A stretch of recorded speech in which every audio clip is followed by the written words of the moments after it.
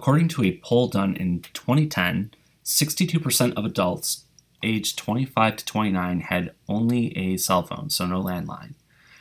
And we'll assume that two randomly selected adults are asked whether they have only a cell phone. So part A is, if a person has only a cell phone, we'll put Y for yes, and if they don't, we'll put N for no. We want to list all possible sequences of Y's and N's for this experiment. So if there's two people, it could be that they either both do have a cell phone, so it'd be a yes and a yes, a Y and a Y, or they both don't, an N and an N for no and no. It could be that the first person does and the second person doesn't, or vice versa, the first person doesn't and the second person does. There are four possibilities in the sample space, so it's going to be A. Go with that option here. All right. Now part B says, for each sequence, so for the four things that we have up here, find by hand the probability that it will occur. And we're going to assume that each outcome is independent.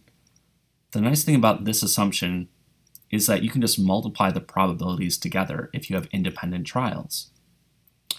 So we want to choose the correct box for each of the four outcomes up here. So, well, first of all, it's going to be B because, all right, we have four different things, a yes, yes, a yes, no, a no, yes, and a no, no.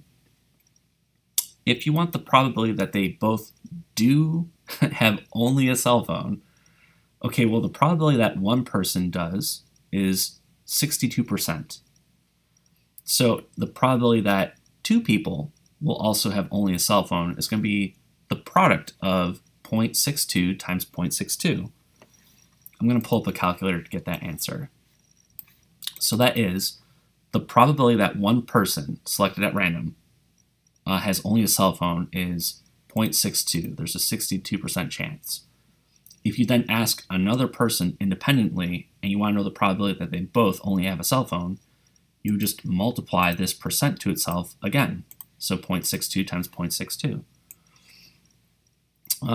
It doesn't say to round, so I'm going to enter in this entire digit here, or decimal here, 0.3844.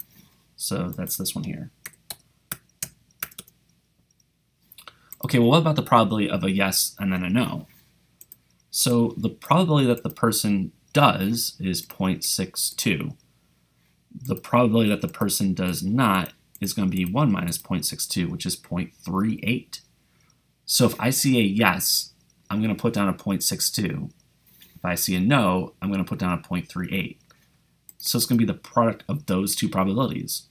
0.62 for the first times 0.38 for the second. And here we get 0.2356.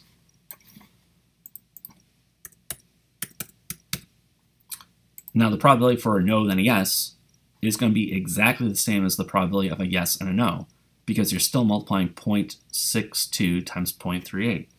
So again, we get 0.2356.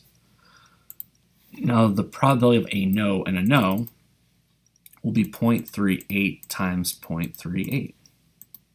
So 1444.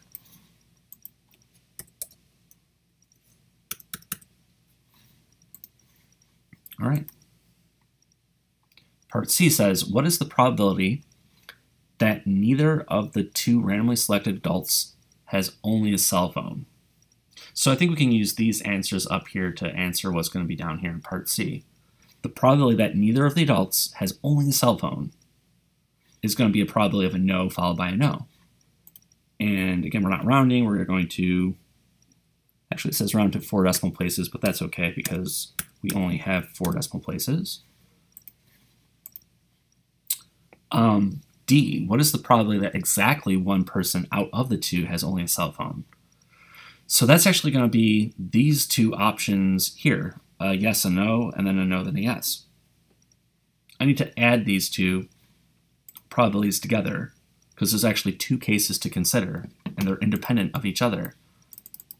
So I'm going to take 0.2356 and add it to 0.2356. So I get 0.4712.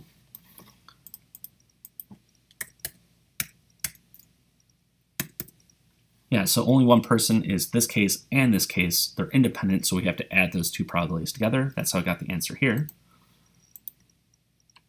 And the last one is, what is the probability that 2 out of 2, both, have only a cell phone? And that must be referring to this case here. So I'll put in 0.3844.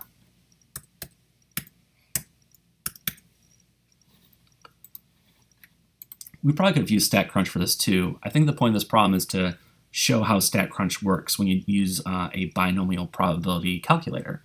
So this is how you like do it out by hand. I know it said by hand, but obviously, I think using a calculator like this is fine for the problem.